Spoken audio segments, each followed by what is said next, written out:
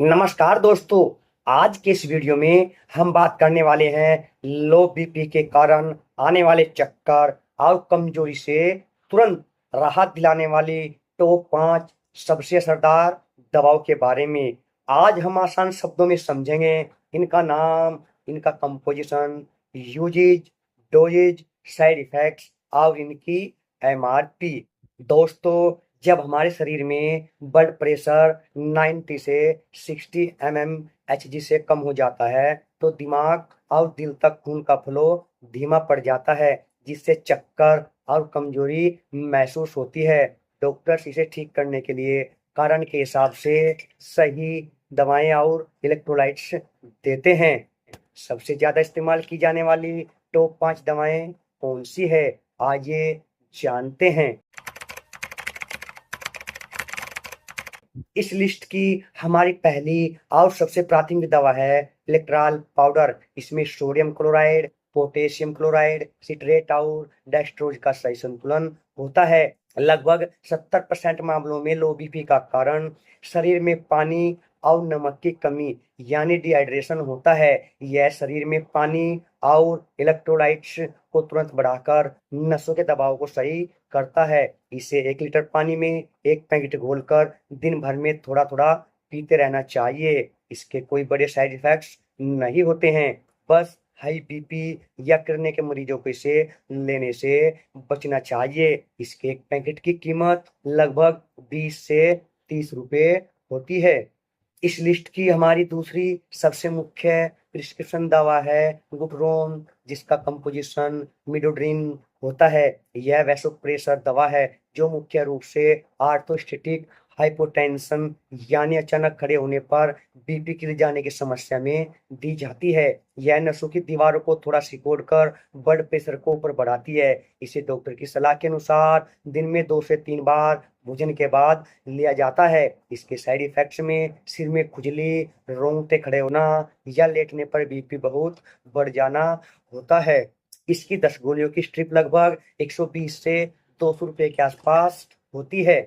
इस लिस्ट की हमारी तीसरी दवा है फ्लोरिकोट, जिसका एक्टिव कंपोजिशन फ्लूड्रोकोर्टिसोन एसीटेट होता है। यह एक मिनरलो कार्टिकोइड दवा है। यह गुर्दे को शरीर में सोडियम और पानी को रोक कर रखने का संकेत देती है, जिससे खून की मात्रा बढ़ती है और लो बीपी की क्रोनिक समस्या ठीक होती है। इसे डॉक्टर के कड़े निर्देशों पर रोजाना सुबह एक गोली दी जाती है। इसके दुष्प्रभावों में शरीर में सूजन, पोटेशियम की कमी या वजन बढ़ना हो सकता है। इसकी 10 गोलियों का पत्ता लगभग 140 से 170 रुपए में मिल जाता है।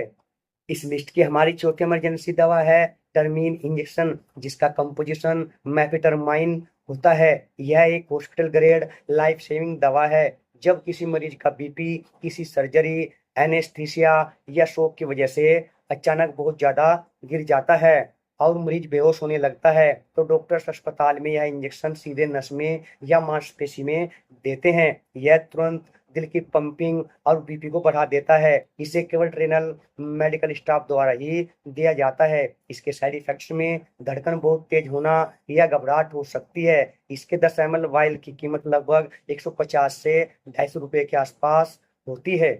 इस लिस्ट की हमारी अंतिम यानी 5वीं सपोर्टिव दवा है न्यूरोबियन फोर्ट। इसका कंपोजिशन विटामिन बी कॉम्प्लेक्स होता है। अगर आपका बीपी शरीर में खून की कमी या एनीमिया या विटामिन बी 12 की कमजोरी की वजह से कम रहता है, तो यह मल्टीविटामिन दवा नसों को ताकत देती है, लाल रक्त कोशिकाओं का निर्माण बढ़ाती है और बीपी के कारण आने वाले चक्कर व कमजोरी को खत्म करती है। इसे रोजाना दिन में एक बार भोजन के बाद लिया जाता है।